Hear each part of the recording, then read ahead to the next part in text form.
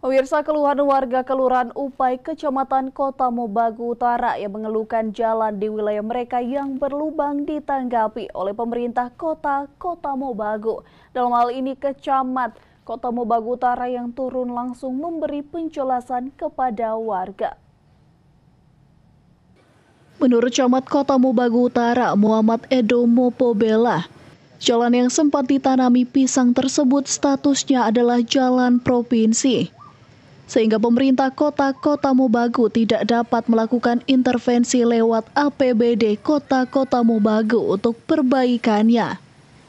Meski demikian, Pemkot Kota Mobagu telah melakukan komunikasi dengan Kepala UPTD Dinas PU Sulawesi Utara atas kondisi ini dan diperoleh jawaban bahwa anggaran perbaikan jalan AP Moko Ginta ini telah keluar sehingga akan segera diperbaiki.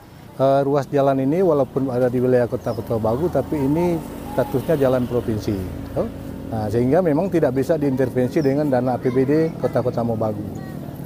Kita memaklumi keluhan masyarakat, karena memang jalur jalan ini jalur yang sangat vital, jalur jalan masyarakat yang mau ke Bilalang, ke Potodo, dan lain sebagainya, sementara jalannya rusak total seperti ini. Nah, ketika seperti itu, masyarakat kan tidak tahu bahwa ini jalan provinsi, jalan daerah, sebagainya. Pokoknya masyarakat minta untuk fasilitas diperbaiki. Nah, tahun lalu karena memang belum dianggarkan oleh provinsi, maka pemerintah Kota Mobagu melakukan penambalan lubang-lubang yang ada. Tetapi karena memang cuma dalam bentuk penambalan, tidak banyak juga sudah rusak kembali.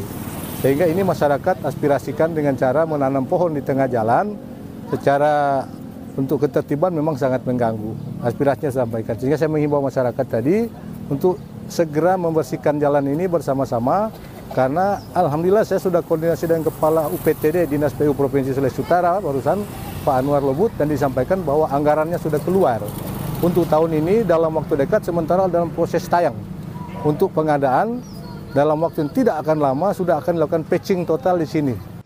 Mopobela pun menghimbau warga agar dapat menjaga keamanan dan ketertiban serta tidak lagi menanam pohon di jalan yang berlubang agar tidak mengganggu arus lalu lintas di jalan tersebut.